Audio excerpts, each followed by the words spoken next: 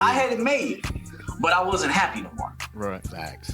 So I said, it's a big decision. Yeah. But what do you do as a champion? I said, you can't call yourself a champion and then be scared of this shit. Facts.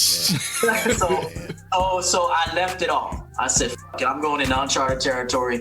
And that's when the call came in. That's when opportunities came, but it was because I earned it.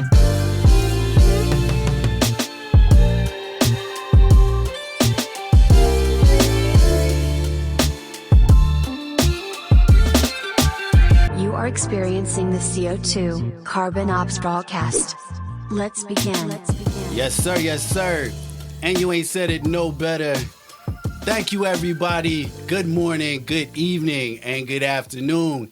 Yo, you are rocking with the team, man. This is the CO2 Carbon Ops Rawcast with, of course, your boy, Diggy Jones. And, of course, the merciless Reese L. Black. Good evening, Mr. Black. Yes, sir. Hey, man, if I told you today we were going to have special occasion, special guest in the building, I don't know what y'all would do, but I'm excited. I know the homies excited. This is a premiere episode of what we like to call the Winner's Lounge. This is a special edition. This is not one of our regular episodes. So what is the Winner's Lounge? Winner's Lounge is a new segment that we have reserved for the elite, the people out there who are making positive changes in the culture, positive changes in the world, man, just people who are just alphas, doing it big, and just influencers, inspirational people. That's what we reserve for the Winner's Lounge. We want this to be a special occasion to highlight and celebrate those who are actually making a difference and not sitting on their asses talking that talk. So I hope you guys enjoy it, man. We got a big one. We got a great special guest, and we're going to fall back for a second, and we'll introduce him. But this is the Winner's Lounge. You are cordially invited to attend the Winner's Lounge with special guest Everett Overton, aka Coach EO, author of the book Cut the Bullshit, a guide to living as your authentic self. Let's resume the Rawcast. All right. Ladies and gentlemen, we welcome you to Winner's Lounge. Today's guest, in my opinion, is one of the most inspirational people that I've even read and watched. And it's actually pretty interesting being on the same, we'll just say the same space. I watched him for a couple of years on other podcasts and other YouTube channels and panels. And so let me tell you a little about him. He is the coach, founder of Champion Game Coaching, self-proclaimed self-empowerment coach, author of one of my favorite books, Leaving 2020, Cut the BS. Yes, or since it's the Rawcast, Cut the Bullshit. What? Ladies and gentlemen, the one and only, the man who is probably never lonely, Coach EO, Everett Overton. Hey. Welcome to Winner's Lounge. Salute, my brother. Salute. Hey, congratulations on the new show here. Congratulations. You know, I got the coffee right now. Oh, yeah. In the afternoon, ain't it? It's what are you, 3 hours ahead, too? Oh, shit. Yeah, I'm a little ahead. I got to do a seminar in a minute, so I got to stay fresh. Well, we won't keep you too much, but how you doing today, man? Glad to have you on the show. We both, like I said, big fans, love the book. Book is really inspirational, yes, man. Sir. You know, when Reese introduced me to you, I didn't really have too much of your history, but I read the book, man, and I was thinking one way, and by the end of it, I was like, man, this dude, man, might be a prophet. So, like, tell me a little bit about yourself, man. Like, what is it that got you into, you know, wanting to be an empowerment person for people? Yeah, I appreciate that. Before I talk about me, I want to talk about Reese. Oh, yeah. All right, I'm going to shout out to Reese real quick. Now, I'm a big advocate of being able to communicate effectively and to be transparent, clear, and concise, not just with women, but with business partners, friends, family, yourself. So the way Reese came at me, you know, we communicated in the DMs. And even just the way he wrote, like the way he typed, the way he presented himself. It was professional. It was a man that is confident. It was a man that knows where he's going, knows who he is. He clearly has a good supporting cast, such as yourself. And I felt that. So for the guys listening, I always say, you can't be all over the place when you're doing stuff. Yes. You know, you got to meditate on the vision. You got to know what you want to do, and then you got to plan it, and then you execute the plan. And clearly by the setup, by the name of the show, how you introduce the show, that this is for the elite. Yes, they ain't gonna just have any old Joe Schmo on this show. Yes, it shows who you are. You represent this show, and then the people that come on and represent you in a way. Yeah. So I just wanted to compliment Reese for being a gentleman, confident, well-spoken. And even when he told me, like, hey, on the winner's circle, you know, we're going to dress to impress, you know, do your thing, show out. And even just that, I can imagine if he's going out on a date. I don't know if you're married, Reese, or got the ring. So you put me on the spot. Yeah. Okay, gotcha. So, you know, I imagine, hey, I always say the married men have the most game. Yeah, usually married men have a lot of game. You want to claim your marriage? The ones I know. I'm the ones I know. Yes. So even how he said, hey, dress to impress, you know, the elite only come on the show. These men know what they're doing. So I want to congratulate you guys for that. Right? Man, little applause from Coach E. Big love, man. About me, you got it. About me, it's been a lifelong journey, man. 40 years of just putting myself out there, being unafraid to go after what I want. Failures, losses, rejection, success. And all of those years and those experiences have built this product in front of you. So that's all I can say. I started the business to try to help as many people as possible and to actually just start my own business so I no longer have to work for somebody else. I'll take my skills, everything I acquired over the years, and just work for me. That's it. So. Facts. Man, that's awesome, man. I mean, so I kind of wanted to go in a little bit to start. I mean, I know we're kind of early in this, but I really felt your book, man. We took some notes. I just wanted to ask a little bit about it. So, you know, like I said, when I had that first look in the book, you know, I was thinking a certain way. And although it's, you know, cut the bullshit, which is epic, by the way. I really respect that just off the cuff doing that. Kind of bold. But what I thought was dope about the book, man, is actually, you know, more of a positive vibe than what I thought it was going to be. I was thinking it was more like, you know, straight to the cuff, you know, cut the BS. But you really are like empowering guys to be like, look at yourself, man. Focus on what's gonna make you a better person, as opposed to a lot of these like you know, motivational coaches that I've seen kind of like want, you know, they go for the jugular because they're trying to make that impression, but they don't have a lot of substance. Your book has a ton of substance, man. What is it about your background, man, that got you to the point that you wanted to make this book? You know what? People told me to write a book. It wasn't even something I wanted to do. Like, it wasn't on my radar. Like, be an author, you know, write a book, you know, write several books. Like, it wasn't something that I was on my radar, but enough people told me, like, yo, you need to write a book, man. Like, because you could help a lot of people. And I always hear there's a lot of layers to me. So I'm not just a dating coach. You know, I'm a style expert. You know, even today, I got my fragrance of the day, Prada L'Homme Intense. Put a little spread on. The House of Prada. That's how I get down, too. I'm wearing one right now. Yeah, no, nice. Yeah. I wanted to pull out the intense because it just goes with the outfit. It goes with the outfit. But there's layers to me. So I can touch on spirituality. I can go there. I could touch on abandonment, you know, because I've been abandoned at times. And I've abandoned others. So not only was I abandoned, but I've abandoned others. I know what that feels like to leave somebody and they're heartbroken. You know, I've grieved a lot in my life. Men are going to have to grieve. You know, you're going to lose stuff. You're going to lose people you love, you know, and you have to grieve. You can't avoid that because then it's going to manifest in other ways if you avoid it. And then it's going to be a downward spiral at some point. So I wanted to demonstrate in this book the layers to me. Not just the dating coach, not just the fly dresser, but the man, the real man. Deep. Yeah, I got a question. So what is it about men and women today that pissed you off, that irritated you to where you felt that this manual, I don't even want to call it a book because this is actually needed. This is like, this is helpful. So what inspired you about men and women today? What went wrong where you just said, folks need a manual? Let me write one. You know what? A great question. It was not about anyone outside of me. It was about my bullshit. It was what provoked this book was my own bullshit. It wasn't he or she or another woman or another man or what's going on in the outside world, although we're all repeating patterns.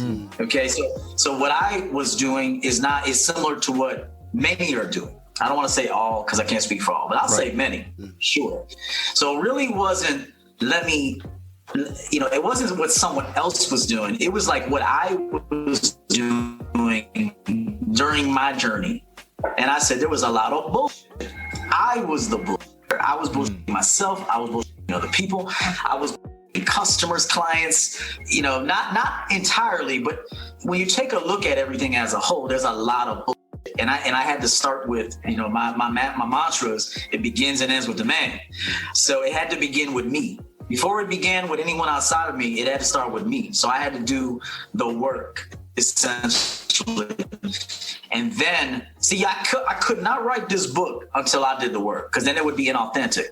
Right. So I had to make sure that I cleaned up my act, cleaned up the way I treat people, cleaned up my spirit, heal unresolved emotional, traumas that maybe stem back 20 years ago that you don't even know still sitting there. Yeah. So I had to be completely honest to the truth. See, here's the thing. I had to be completely honest to the truth, the real truth, not half truth, the real truth. The truth can be ugly, but the truth is a beautiful thing once you sit with it.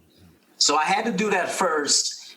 It was never, Reese, good question. It was never about anybody else, this book. It was about me. And then I figured the effect that I had in my life doing the work and then putting it on paper and then letting somebody else read it, it'll do its own personal work for them. Mm-hmm.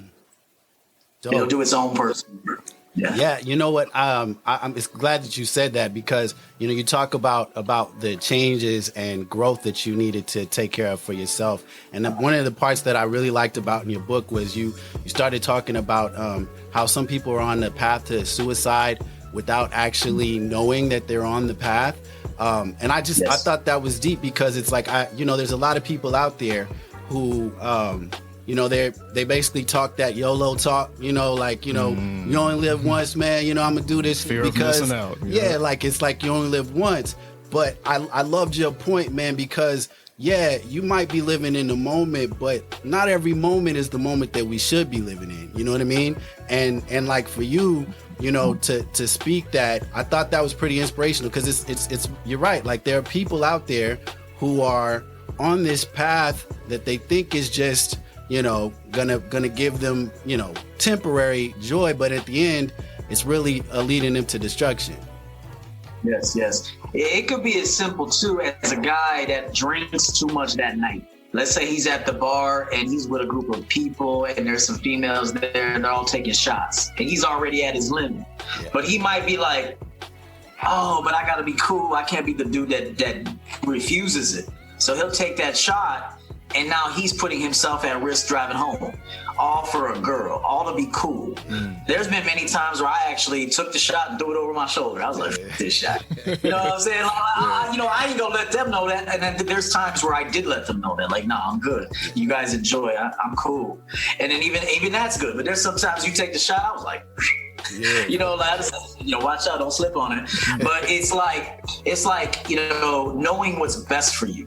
Not living recklessly, because you can die prematurely. Yeah. I'm gonna tell you right now, I don't subscribe to the idea that, when religious people or some people say, it was his time.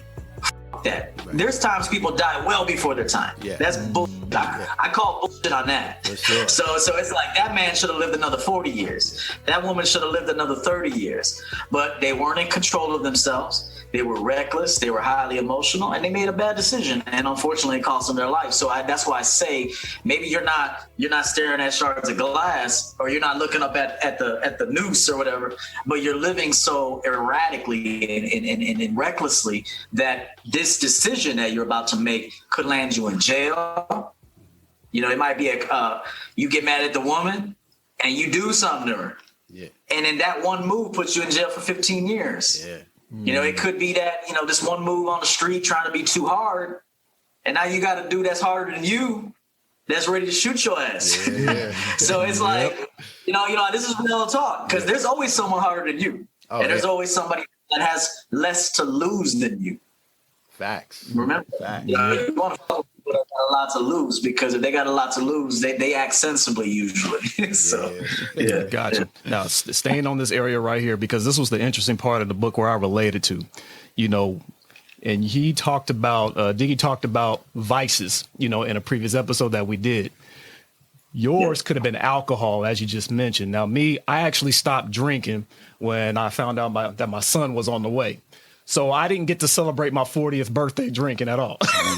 So I just completely quit cold turkey, you know. So was it just a vice for you, or like wasn't it addiction, you know, to the point where you just had to literally quit the alcohol and also let people know what are really the benefits of quitting alcohol? Because some people do need it to loosen up, get that courage just to go, you know, approach some chick, or just like you said, just to have a good time. Is alcohol really needed? And basically, what are the benefits of quitting for you on your end? Yeah, you know what? I actually quit drinking and smoking about at the same time. Oh, right. So I remember I was standing on my patio having a cigarette one morning. And this was when I first started this business, the wellness business. Because this is not just dating coaching. This is like the wellness business. Yeah, exactly. Because if you're not well, then your relationship won't be well. Right. You know, if you're not well, your wife is going to be miserable too because she follows the man's lead, or at least she should. Yeah, that's true. So I was standing on my balcony. Yeah. So I was standing on my balcony and I took a hit of the cigarette. And I remember God told me something. And he said it very strongly, but he said it in my voice. He said, how can you lead men? He did say men that day, and now it's people. How can you lead men to wellness when you're living like this? Right. And that was the last cigarette I ever smoked. And I didn't even finish it. That was it for me. Oh. But before that, I'm not going to lie, I threw away 20 packs of cigarettes, full packs, and then took it out the garbage. And, you know, it took it out the garbage and you know, so it took several times until finally the right timing, the right awareness, listening to the higher place, listening to the divine tell me, like, you know, hey, you cannot be successful with this and lead other people to success, personal success, whatever that is, unless you stop living like this. Yeah. So I stopped. It was as simple as that. I just stopped. And then, with alcohol, I never needed alcohol because I look at myself sober. I don't drink anymore. Will I have a toast? Sure, I might have a toast with you guys when I meet you in person. We might have a toast. We might have a coffee. Whatever we want to do, we'll do it. But I don't need it. And I notice now I'm sharper, I'm quicker, I'm wiser, I'm fresher. My mouthpiece is better. Everything got better once I stopped the enhancements. Facts. So I want to tell people that you may think, oh, I need something to cool me out. I need something to, you know, I'm wound up. I need something to chill me out. You think that because you built up a habit. Trust me, put away that habit for a while and start living authentically. And you'll see that you're on a constant high from telling the truth. Facts. So I just want to say that I'm on a constant high from being honest, from being true to myself. If you're not true to yourself, you will always need the bottle, guys. You'll always need a synthetic. You always need that weed. You'll always need the sex because it's a distraction from you, from the work, from yourself. So even now, do I still want to have sex? Hell yeah, I still want to have sex. But I have a balanced sex life. I got my girl. You know, I got my girl. So, you know, even then, promiscuity came from too much intoxicants, you know, like being intoxicated. Promiscuity came from that. Risky driving drunk. You can hit somebody. You can get a DUI. Nothing good comes out of excessive drinking. Nothing good. Nothing good.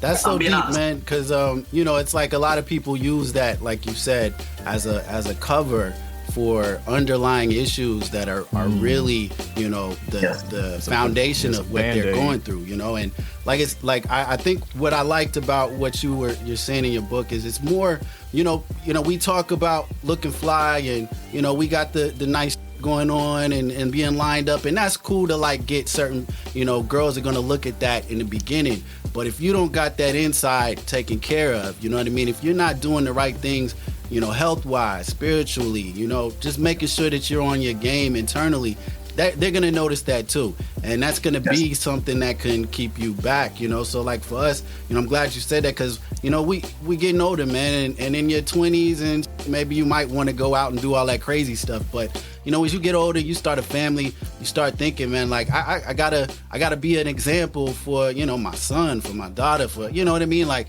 you got to be at a point where you're doing things to better yourself. I gotta be a man. Be a man. Gotta be sure. responsible. By the way, this is all that we're doing. This is orange juice. This is sparkling cider. just so y'all know. This for the fans. Just so y'all know. We cutting the bullshit. Yes, it's apple cider. Yeah. Hey, salute to you, Reese, for making that decision for your son. Yeah. You made a selfless decision for something higher, something bigger, and so more men need to do that. Facts.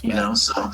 Yeah, well, that's pretty dope, man. Well, we really appreciate you being here. We're gonna take a quick break, and when we come back, we're gonna delve into what's a really dope segment on the fixings. We're gonna ask your advice on some relationship tips for people going into that new year. So for everybody out there, thank you for watching. Stay with us. This is the CO2 Carbon Ops Rawcast. See you in a minute.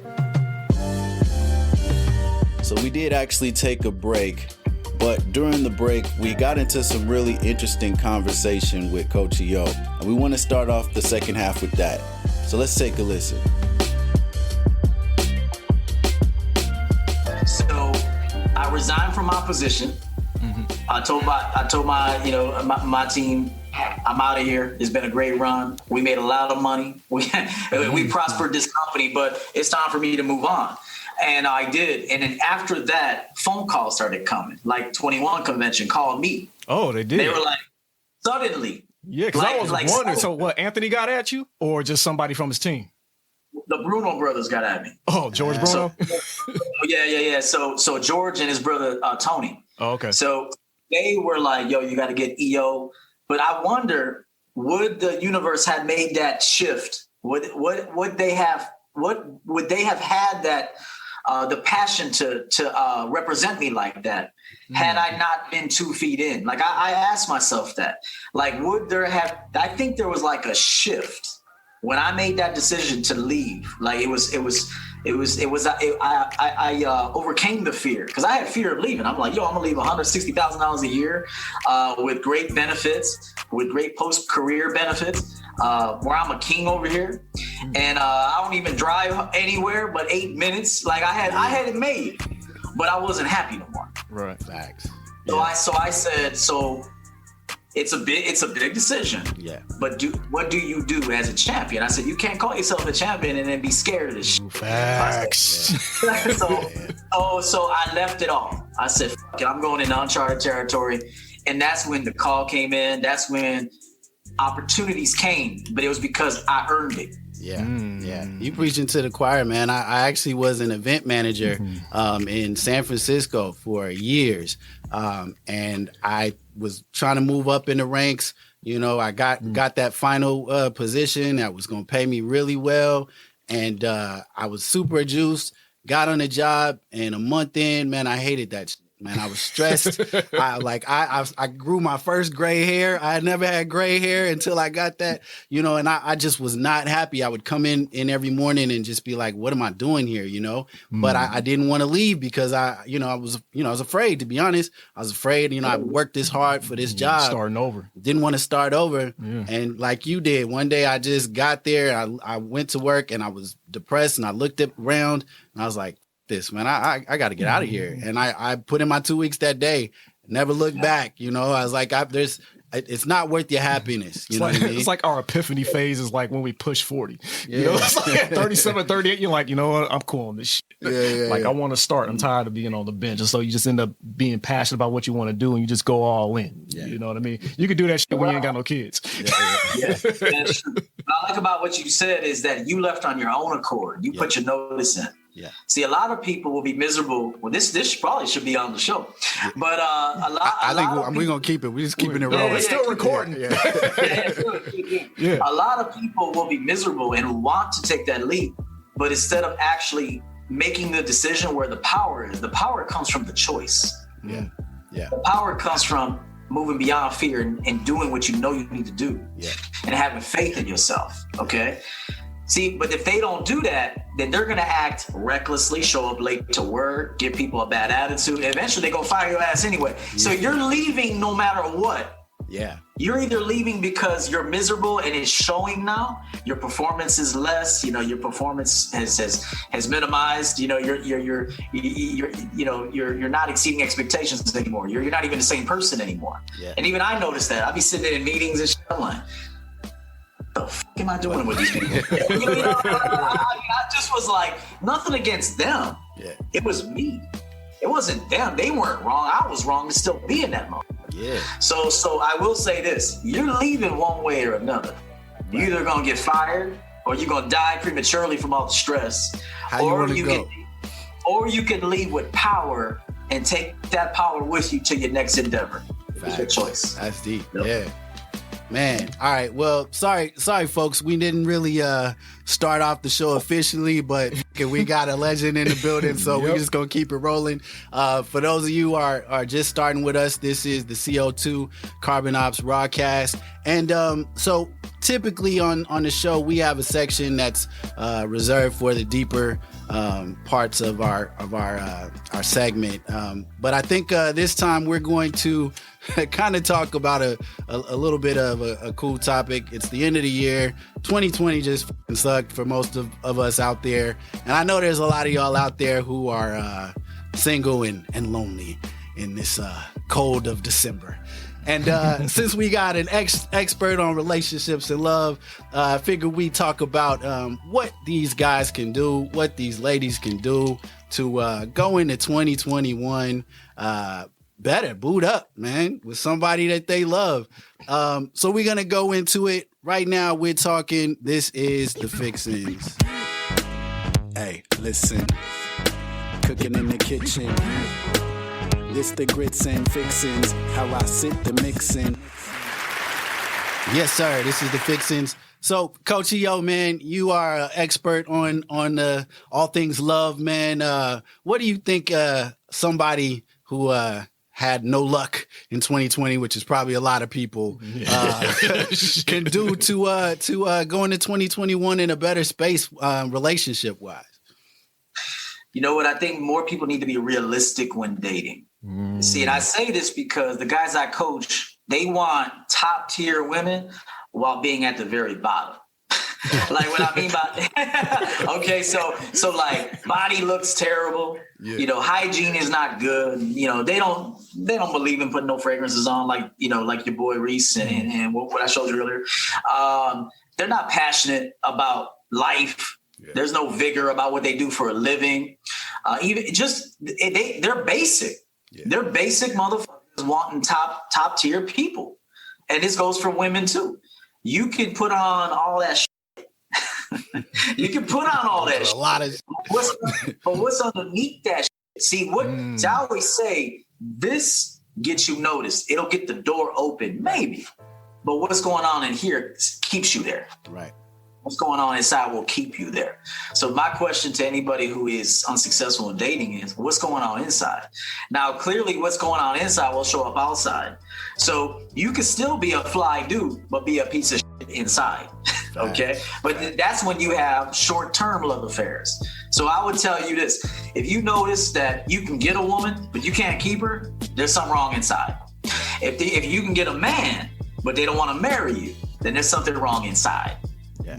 That's what we'll start there.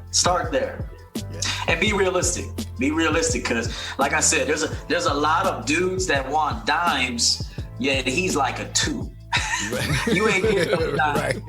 Right. You ain't getting a dime, player. You better with them twos while you're at it. Yo, I ain't gonna lie, because I was that dude years and years ago. I was that, that skinny, scrawny dude that was basically like, you know what, I want the baddest chick, but I didn't have the slugs. My slugs is, speech, scent, style, your shoes, So I did not have any of that going on. It took 35, 36, 37 to get this. Yeah, in the 20s, none of this happened. And I'm glad we're here because I did have a question. So, going into this year and going into relationships, one of my favorite chapters in your book was rejection. You coach women too. How the hell do you coach them about rejection? They don't take L's. They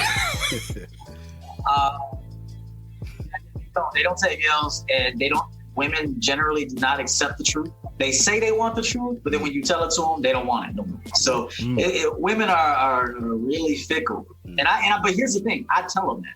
Any woman I coach, I say, just so you know, all that bullshit that you're used to will not succeed when you're on the phone with me. They will not succeed when you're dealing with me. So I'm not going to sugarcoat it. I'm not going to be Derek. What's his name? Derek Jackson? Not Derek. What's the that's Derek Jackson. Yeah. Shout out to Derek Jackson. Yeah, well, nothing against him, but we love you, Derek. Nothing against you, brother. There's a problem there. There's a problem, in my opinion, there, and I'm gonna go in on him pretty soon. Because I feel it's needed. Go in right now. And I feel like with me. Yeah. Go ahead, let him have it. Cut the bullshit.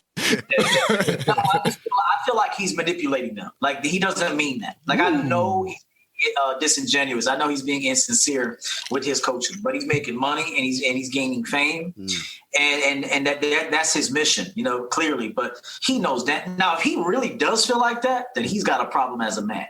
I'm just being honest. There's a problem there. So the best way to deal with women is to be brutally honest with women. Do not let them get away with those stories in their head. See, most men will let them roll with them stories. Like, she got this story. It's illogical. It's unreasonable. It's highly unrealistic. Why you let her with that story when you're with her?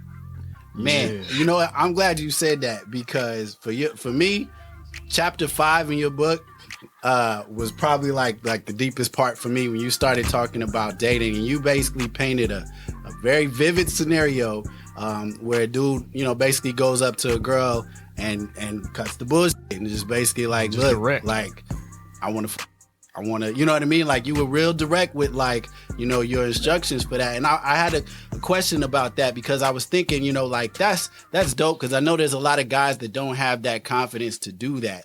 But I also wonder, what's your perspective on, do you believe that can work with any woman, or are you letting people know, hey man, like, you're putting yourself out there. This may or may not work the way you want to, but you got to start somewhere to get what you want. Okay, so I always recommend to be socially calibrated, meaning that you ain't gonna just walk up to a chick that's shopping at Walgreens and tell her, yo, baby, I'm trying to you down. Like, that's not the right environment for that. That's not the right time of day. You have to kind of catch people when they're in the mood for that. Like, meaning like you're on a dance floor. It's 1 a.m. I'm in Chi-Town right now. I see a chick that's loose having fun. She looked at me a couple times. I'm like, you know what? If I don't make this happen, it's not going to happen. So, and I'm going off of a pure, authentic experience. This happened for me. And I was only 22. I was in Chicago Monday night. It was a Monday night, because in the city, they got different nights going on, so it was Monday night. I saw this girl dancing, this woman dancing by herself. Her friends were there, but she was like in her own zone. I walked up to her, grabbed her by the back of her head, like underneath her hair, softly, not hard. I kind of went like this, and she moved back a little bit, and I said, hey, I'm f***ing you tonight. Just like that. And this is what she told me. Bars. She said, bars. Yeah. And she said, oh, you are. Something like that. Oh, you are. Oh, that's an indicator. I said, absolutely. Wow. And at that point, I remember I said, let's go get a drink. We went and got a drink. We went back out to the dance floor. We danced for about another 45 minutes. I said, where do you live? She said, I live on Huron. I was with my boy. True story. I was with my boy. He drove. So I said, hey, you got to take one for the team. I'm going to go smash. So I went to her high-rise apartment, condo. He sat in the living room. I took her in the bedroom, shot her. But had I not said that the way I said it, in the right environment, at the right time, under the right conditions, Right. it wouldn't work. Right. So you can't just be direct in all situations. You got to be socially calibrated. You got to know yourself. I made a video one time that was titled Date Like a Serial Killer. All right. Now, what I mean by that is don't kill nobody, of course, but be calculated like one. A serial killer will watch a person for a little bit. Even while he's doing something, I could be sitting here talking to you fellas, and I might occasionally just look up and check out a girl that I've been watching for a minute. Right. And I'm watching how she's like, what's she drinking? Is she all drunk, or is she cool right now? She having a good time? I'm going over there after I'm done talking to you. But I've been watching her like a serial killer, essentially. Basically, I've been studying her. Yeah, you're reading her, your body language. You know what the problem is with the direct approach? Dudes are just randomly walking up to women. Yeah. Right. And that's why I wanted to talk to you about that, because I think a lot of people, you're right, people don't know how to read the room sometimes. Yes. And then they get discouraged because, why didn't that work for me? But it's like, man, like, he's giving you bars on how to do it in the right scenario. Mm-hmm. Not every scenario, like you said, you go into somebody in the middle of the church, you know what I'm saying? That's just probably not going to work out for you, So, yeah. That's so you agree, EO, that there is a point where you do somewhat have to use the philosophy of the choosing signal a little bit, right? I think it helps. Like some type of indicator of interest, some type, minimal. That shouldn't be, but you shouldn't rely on it, because there's been a lot of that didn't see me coming, that when I arrived, they were like, whoa, like, where'd you come from? Yeah. So you don't always want to rely. It's good. Don't get me wrong. If you see somebody looking, but I've had people looking, and then when I walked up, they weren't. Right. They just probably admired your outfit or something. Yeah. Yeah, it could have been like, or she was an attention whore.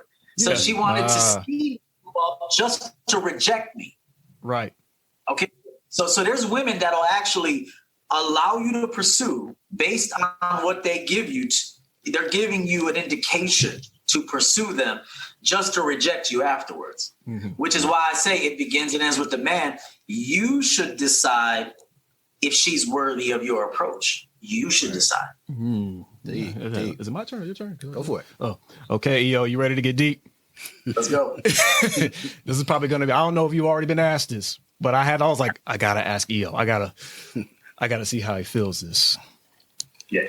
Do you feel that brothers are getting it worse in the dating game when it comes to just approaching or rejection compared to any other race of men? You probably noticed, because everybody studies everybody, especially on YouTube. Brothers complain about sisters all the time, except us. I mean, me, I'm like, yo, I get first refusal from the sisters, so I don't care. You know what I mean? So I've been rejected by sisters my whole entire life and smashed a whole bunch my whole entire life. Ah, shit. Because I know, baby, watch that shit. I don't care. It's the Rawcast. I don't care right now. I don't care right now. But so, do you feel, in your opinion, like, brothers, are you getting more disrespect from the ladies, or do you just see it's just an overall thing with just men with no game, period? It's pretty even. It's pretty even in my experience, because I coach black men, white men, Hispanic men, young men, meaning 18 and over. I even coach 50, 60-year-old men. Damn. And it's pretty even. Huh. Now, I will tell you that the guy with the most swag wins, whether you're black or white. Right. Like, if you got swag, there's charisma, you're charming. You got a look in your eyes like you've been fucking for a long time. Wait, give us that look. What does that look like? It's just a look you can't describe. It's just she knows. Like, it's confident. So it's intuitive. It's an energy. Yeah. You could look at a woman and give her a look, and she knows, like, oh, he been. And a woman can look at a dude and say, oh, he don't. Right. There's they know. two dudes. The guy that's or the guy that ain't. Right. And both energies show up. Yeah.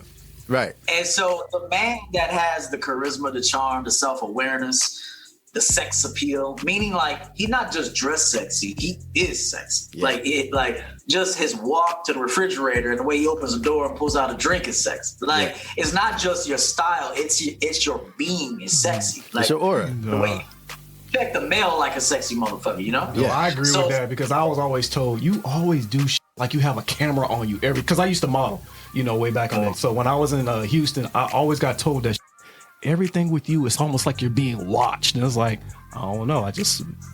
that's just how I am. I just want to be prepared for anything. If anybody wants to come and talk, this is just how I am. So I feel you. Right. And I think what I say this. Oh, go ahead. One other point on that point. I used to be that dude that always had to be picture perfect.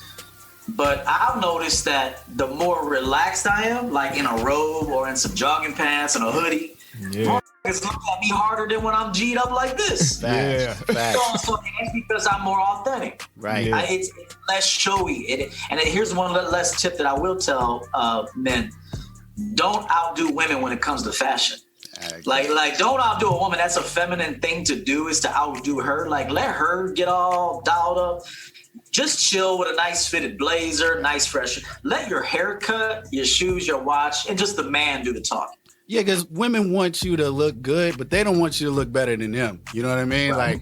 Like that's not a good look. And I like what you're saying because I think it's about being genuine, man. Like there's a lot of cats out there who think if they put on that they're gonna just pick up anybody. But I think girls, like you said, they can read the energy, they can read the vibe. And even if that's not necessarily you know what I'm saying? Because like for me, I'm not really like the debonair, smooth type of guy. I ain't never had no problem catching women because I'm just myself. I'm real. You know what I mean? And I think there's people out there who think, yo, I got to put on this vibe or else like I'm not going to catch. But you're telling people, man, like you're going to catch if you're yourself. If you're not yourself, what are you doing? You know what I mean? Like they're going to catch on to that really quick. Yeah. Here's one last thing I'll close on this. There were times that, have you ever seen a dude and you're like, how the hell did she choose him to be with tonight? Yeah. You ever seen that? I used to think like that, but now that I know what I know. Yeah. Now the reason is because you came all stiff, like a dressed up sardine. Right. And he's just chilling with a hat back. Right. And here's the difference. He talked to her. You didn't. Right. Right. You know how you get women? Actually, I'm gonna say this, and I'm gonna make a video on it too. I'll be the first time to say it here. Right. Women are easy to get. Hey, women are easy to get. Yeah. All you gotta do is talk to the motherfuckers, man. Just talk to them and just be natural and just like don't fear them. That's it. Yeah, they just don't know what to say. Don't make it weird. Don't make it awkward. Just keep it good. Yeah, and meanwhile, you got the real dressed up motherfuckers over there with the Italian leather like me. And if I'm standing against the wall watching everybody else have a good time, I'm going home alone. Right. I'm going home and then whack off while the Fred Durst looking motherfucker with the everybody's talking shit about got two ladies. Right. The nigga with the dirty beard is getting all the chicks in the club. That's right. Man, do we got time for one more question, or is that it? No, I think we're gonna probably wrap it up because I know you got a lot to do, man, and we really appreciate your time, man. Thank you for being on the show, man. Is there anything you wanna plug or anything you want to tell our fans? Yeah, how do they find you, man? Well, first and foremost, thanks for having me on for the first show. Oh, hell yeah. I'm gracious for that. Hopefully I helped some people today. I planted some sort of seed that gets you thinking. This book, thanks for, plugging it. Cut the bullshit. A Guide to Living as Your Authentic Self is now available on Amazon. Also, I am on Instagram, CoachEO_champion game. You can see a little bit more about me, some of my own personal quotes, style, fragrance, just self-improvement things. And then I'm on YouTube, Coach EO, Mr. Champion Game. That's my channel. So, you can come and pay me a visit. I also do one-on-one coaching. So championgamecoaching.com is my brand new website. I don't know if you guys have been there yet, but I just finished it. Proud of it. And that's where you can reach me. And then next year I'm doing public speaking engagements. So I might be in your city. Okay. So I might be in your city next year doing some public speaking. So that's it. Dope, man. We're not too far from Affy Kingdom. This the Bay. We all close. Yeah. He only right there in Oakland. So, hey. That's right. Shout out to Affy. Well, again, man, thank you so much for being a part of our show, being a premier guest on the Winners Lounge. You gotta come back. Epic. And yes, we'd love to have you back, man. Like, appreciate your support and wish you the best in everything that you're doing. Salute. God bless, my friends. God bless. Thank you. All right, and to the fans, thank you for watching. This is the Carbon Ops Rawcast. This is your boy Diggy Jones and Reese L. Black. We'll see you next time, man. Until then, peace. Take care. Stay classy.